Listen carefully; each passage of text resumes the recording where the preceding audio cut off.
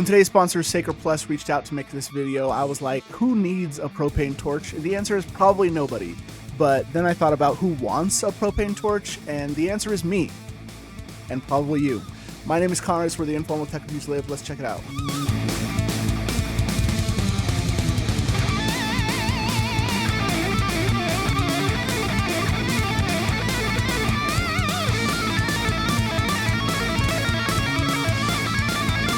Alright, as we move into the unboxing, let's take a look at the box. The box could be nicer, but I mean, it is what it is. You're just grabbing the propane torch out of here, right? It does feel pretty good, and honestly, this thing would be like the perfect Father's Day gift, I feel like, or for anybody who's really into outdoors and just kind of doing fire things. You got a fire pit, you want to burn some weeds, whatever. Alright, let's jump into some of the information about the product. Now, you can see it is on Amazon for $47.99. And it's 16% off, I guess, from $56.99. I believe there was a little bit different price on the website, but you can see that it has 3,272 degree flame. Allegedly, I didn't have a way to test that, so I don't know 100%, but it is very light and honestly feels very sturdy. I actually have a pretty crazy story about the sturdiness. Let me actually make my screen a little bigger here. So when we were out camping this weekend, I just happened to have a camping trip already set up. So when I got the propane torch, it was perfect to be able to go check it out. But I had set the propane torch because it was starting to rain. And I had set a couple things under the truck, including the propane torch. And one thing that I hadn't taken into consideration was the fact that the R1T can raise and lower itself for kneel mode. And I had taken it out of off-road mode because we were reaching over the side, and so I had lowered it a little bit, told it to lower itself to kneel mode.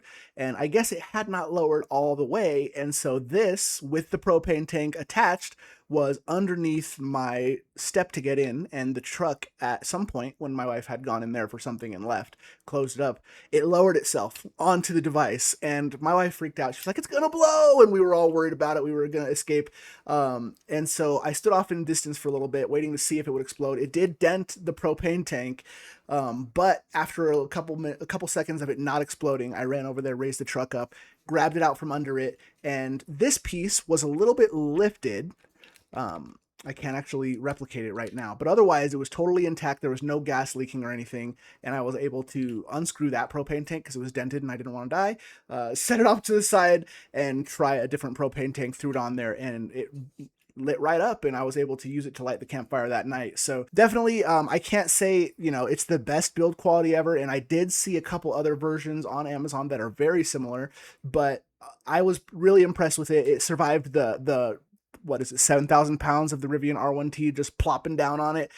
So definitely big shout out to the durability and the build quality there. But let's go back to the website, and we can see that they mention a few different things. So obviously the 1800 degrees Celsius, you can use it for blasting weeds, burning, DIY welding. I would definitely be careful when using it for weeds, because if you melt your weed barrier underneath your rocks or wherever you're at, then you're going to have a bigger problem than you did before. There are a few different settings you can control via the knob up here, or you can hit the trigger to go into full blast mode.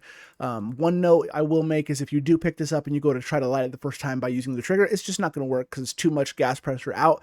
So what I ended up having to do is turn it on just a little tiny bit, oh, I have it right here. Why might turn it on just a little tiny bit, hit the igniter, and then it lit up, and from there you can hit the trigger. So definitely something to keep in mind. I will say, safety wise, there is an unlock and a lock, right, to make it a little safer on the trigger, but there isn't really any sort of protection on this top piece. So if you have kids like I do, definitely keep it out of reach. I think maybe like a push to turn situation might have been a better integration for this to keep it away from the kids, because really at this point, if they turn it, that's going to start letting propane go through. So that's something to keep in mind. And like I mentioned, just turn a little bit to get it started. So yeah, definitely the kids won't be able to trigger the super full blast, but they could totally light it still, just by turning that knob and pushing the button. On the website here, they do go through a little bit of that intelligent power interlock with the unlock button right here. And it shows you how to put it on. You just twist it on, really, ignite it this way. You can use your max flame if you so choose. But definitely don't leave it unattended while in use. There's some Q&As on here, but there's really not a whole lot on the website. But let's take a look at a couple of instances of me using it, and then we'll wrap it up.